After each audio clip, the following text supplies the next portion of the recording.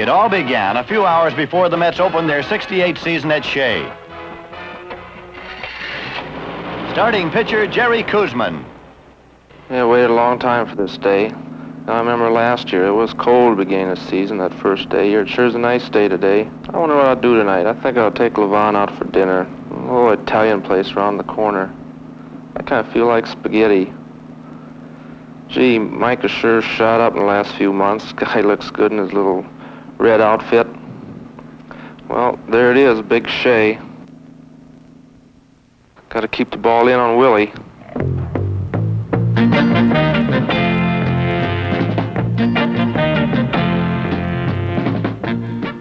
Yes, all the excitement of opening day. Already the fans were flowing into Big Shea.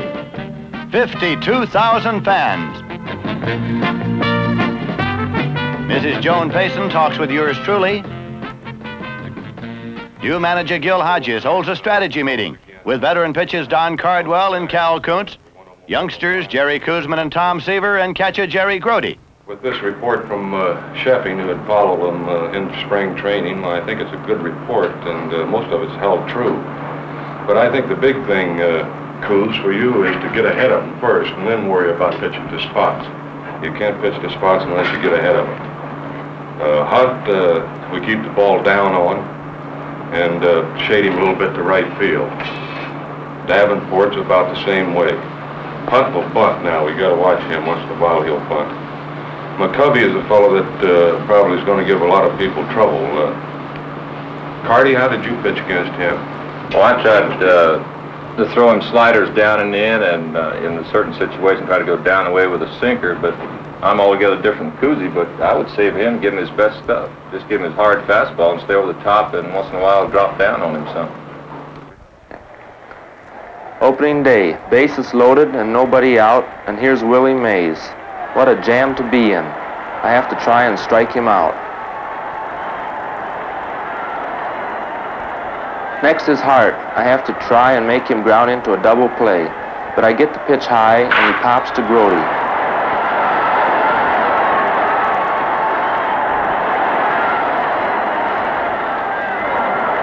With 2 out and Jack Hyatt up, I give him my best stuff.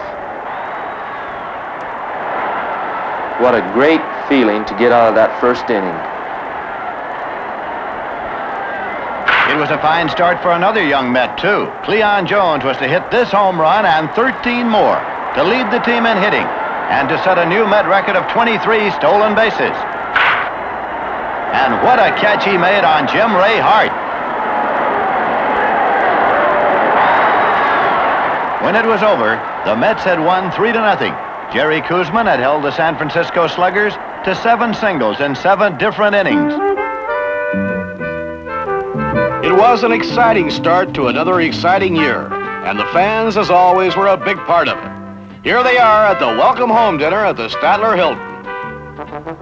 There's Gil Hodges, Ralph Kiner and Yogi, Bud Harrelson and Ken Boswell. It's a two-way street, this player-fan relationship, and the Mets go everywhere to meet the people. Ron Swoboda and Tom Seaver fly down to Red Bank, New Jersey, to say hello to a big crowd of young admirers.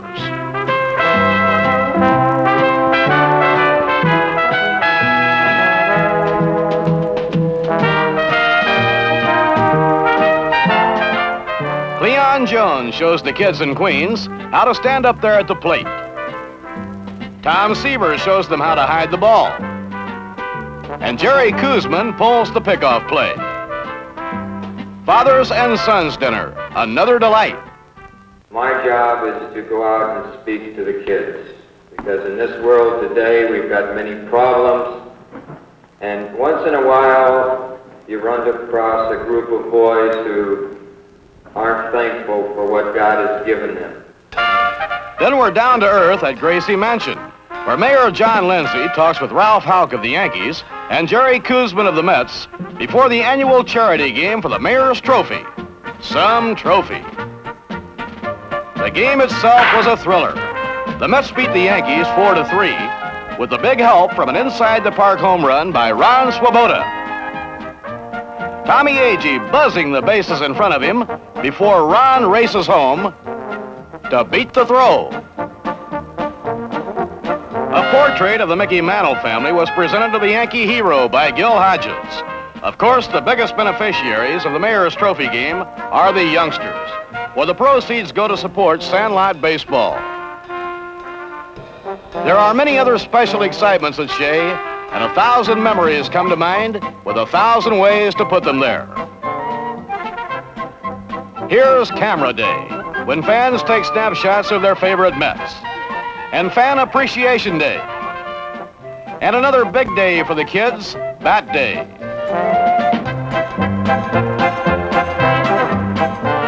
There was Helmet Day, and the granddaddy of them all, the Soul Day of the Mets, Banner Day. Into Shea Stadium by the hundreds for the inspired sign makers.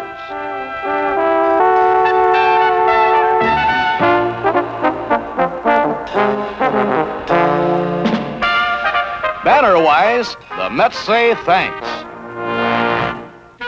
Bob Murphy MC's Family Day as Mrs. Cleon Jones and daughter Angia see where Daddy works.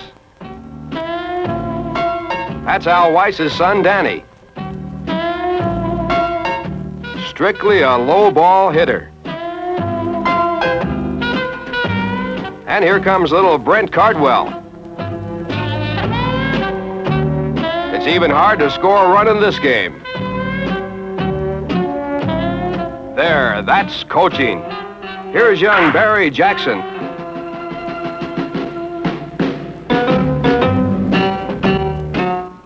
He takes the quick way, while the man on first takes the Great Northern route.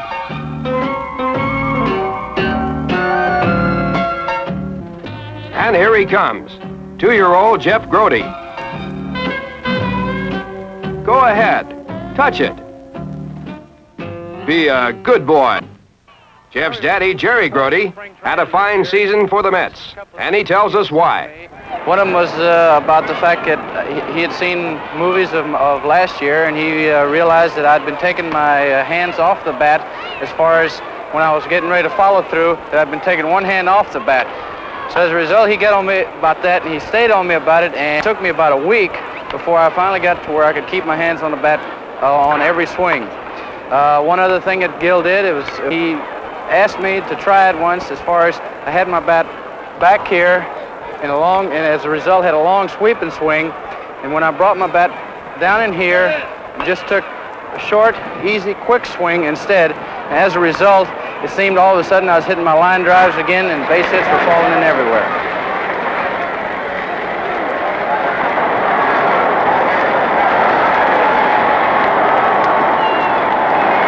As far as my catching is concerned this year, I think it's improved a great deal.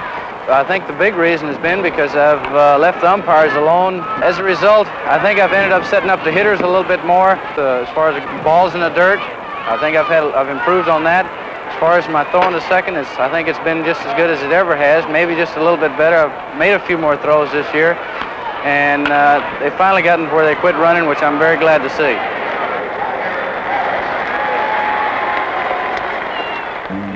And these fans were right. Grote did so well that when All-Star Day rolled around, Jerry was there at Houston's Astrodome along with Kurt Flood and Ron Santo. There's Jerry Koosman with Red Shandies and Bob Gibson. Tom Seaver and Rick Mundy played ball together in Alaska. Rick's still wearing his earmuffs. Here's some action. Jim Fregosi goes into the hole to throw out Flood. On the play, Harmon Killebrew splits and tears the leg muscle that puts him out of the Twins lineup for most of the season. It's 1-0 Nationals as Seaver strikes out Carl Yastrzemski, Jose Askew, Boog Powell, Mickey Mantle, and Rick Mundy. 5 strikeouts in 2 innings. 9th inning, it's still 1-0. And who's called in by manager Red Shandies to get the final out? Jerry Koosman to face Yastrzemski, the 1967 batting champ. Strike 3.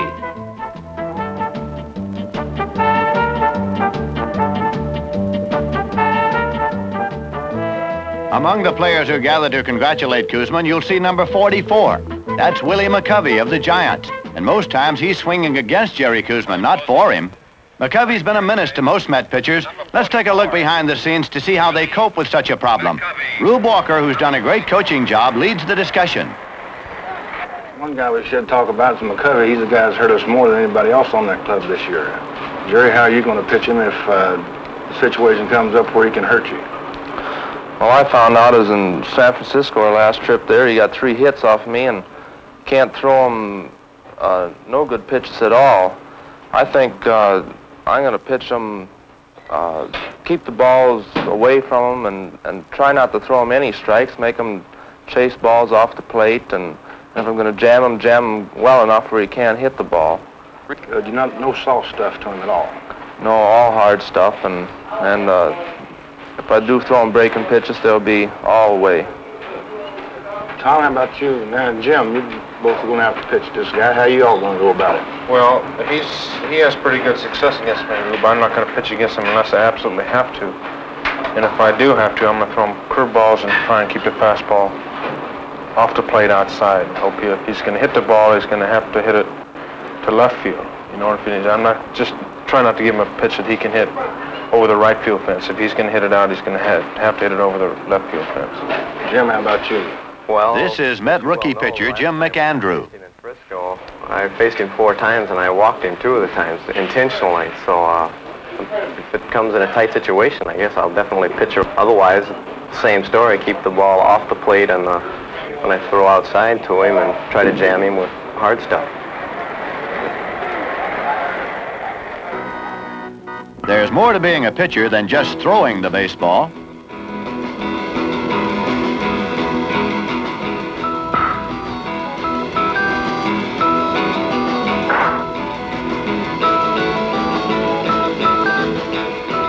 Managers call this helping yourself. Don Cardwell hits one over the fence. Tom Seaver, hitter, hustles out a base hit for Tom Seaver, pitcher. And here's how the hustle pays off on the scoreboard. Tom Seaver is some kind of athlete. Speaking of the complete ball player, here's a gent who can do it all. Cleon Jones steals second. Now watch Cleon Jones steal third. In order to steal bases, you got to get to know your pitcher. And by doing this, you got to study your pitchers. And I've talked with Tommy sitting on the bench. We watch a pitcher. We pick out different things that he does when he's going to the plate and things that he does when he's coming to first base. Most pitchers, you can just watch their leg, their front leg, and you can tell when they're going to throw to first base. This is what I watch on most pitchers. And I've been fortunate enough this year to pick up these things, and I've stolen a few bases. My goal was to steal 5 bases. Yes, Cleon can do it all. Watch this catch he makes out in left field.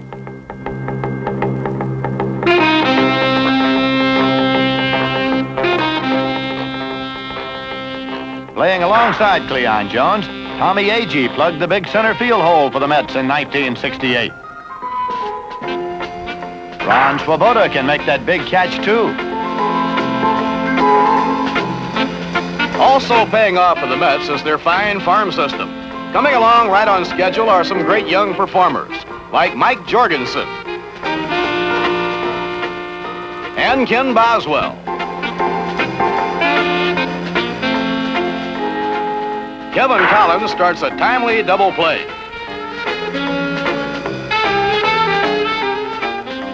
Bud Harrelson at shortstop with the arm of a rifleman. Harrelson does it again.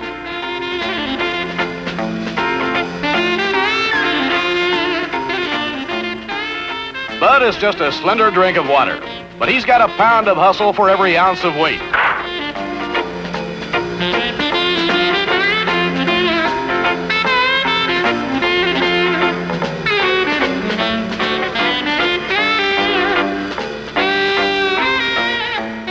Ken Boswell shows his speed on the base pass.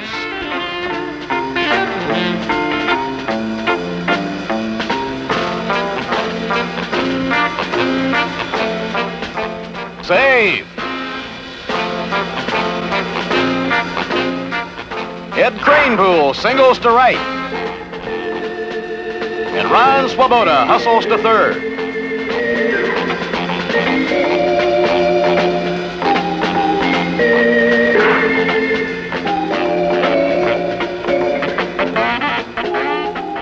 Ron starts a relay from deep center here that really pays off. Swoboda to Bud Harrelson to Jerry Grote. J.C. Martin behind the plate, and the Mets foil the attempted double steal.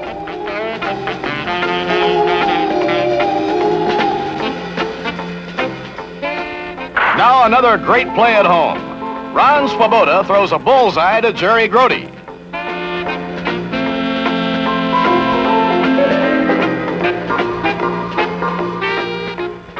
Ron has his patented way of playing the ball off the barrier. It doesn't go over, and Ron turns a near home run into a terrific out at third.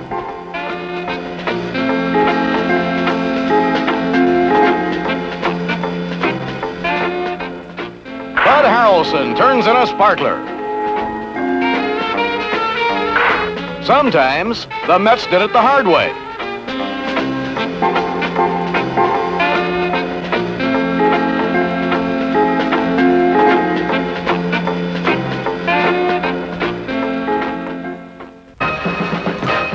We don't want to give you the impression that the Mets won the pennant in '68. There were some great players on the other clubs. They'll all be back to thrill the fans at Shea Stadium.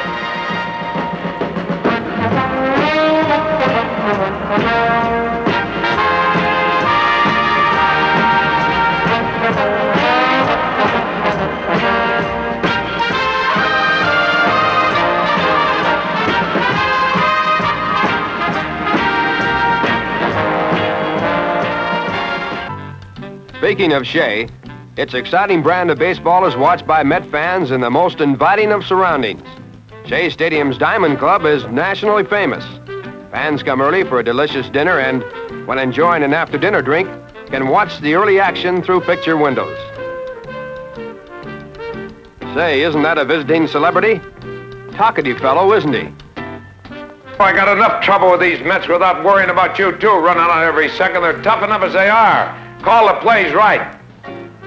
The amazing Mets have been nationally celebrated, too, with more than their share of journalistic attention. From think pieces on the man who changed the Mets, to the story of Brian for pitcher Ryan, Nolan's pickle jar. Naturally, the super treatment goes to super swingers like Ron Swoboda.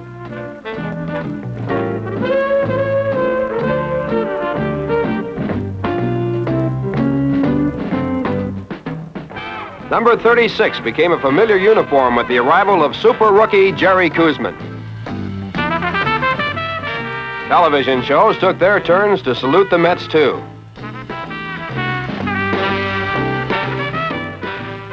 And how many baseball teams have a president like Mrs. Payson, who owns a winning horse like Stage Door Johnny?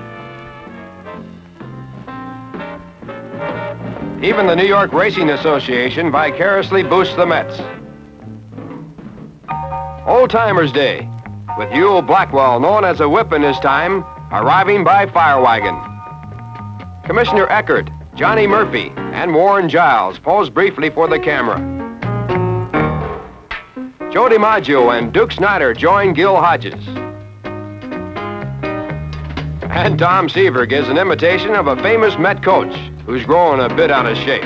Sandy Amorous, Yogi Berra, and Johnny Padres talk over one of the most memorable plays of baseball history. You know what it was? Right, the clutch double play of the 1955 World Series. Yogi Berra, facing Johnny Padres, hits a towering fly ball to left. It looks like the ball will drop just inside the line, but Amorous gets it. He starts a double play to save the championship. Brooklyn's only one in history. A championship. The Mets gold, too, in a big Shea setting, where record-breaking crowds come to have fun and root for their favorites.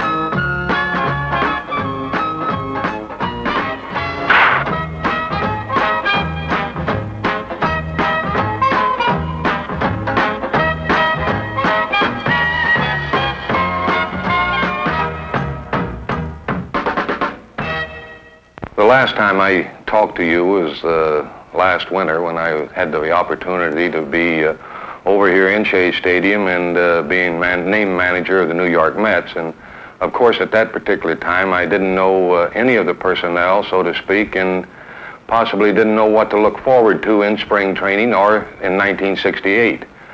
But I do believe after this year that I've had an opportunity to see all the young players here, and I think it's been very encouraging, and I'm very optimistic for 1969 and 1970. I think this past season we've had some real fine performances out of a number of individuals, and all of these individuals are young people, and this is one thing that we have to be concerned about, because coming up with the young people that, such as Tom Seaver and Jerry Koosman, of course Jerry Grote and McAndrew, a young boy, all of these boys are young, and I think that the fact that they are young and have had a good year behind them, why, we have the nucleus of a real fine ball club on the New York Mets. A lot of people have asked me this past year that what happened to the hitters, and my only answer to them is that we were concentrating on the pitchers so much this year. Next year, we're going to concentrate on the hitters. And incidentally, fans, Gil has asked us to express his gratitude for all your get well wishes while he recuperated from his illness.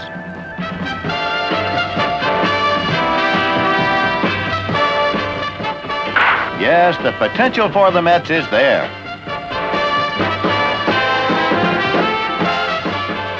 And so they go back to work for another year, a better year. This is where it all starts, in Florida. The excellent training facilities have been expanded to include a development complex for the farm clubs.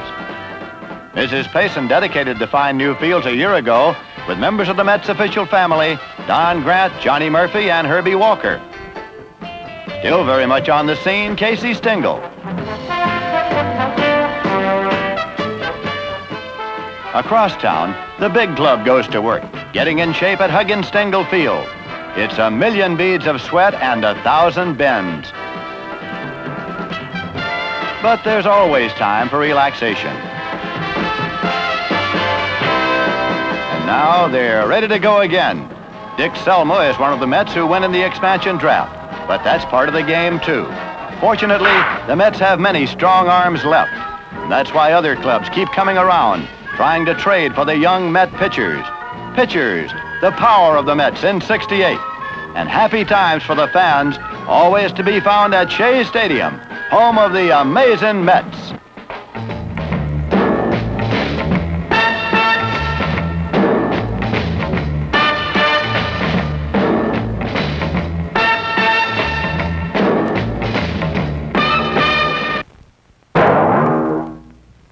This film was brought to you by the New York Mets and Manufacturers Hanover Trust Company. It's good to have a great bank behind you.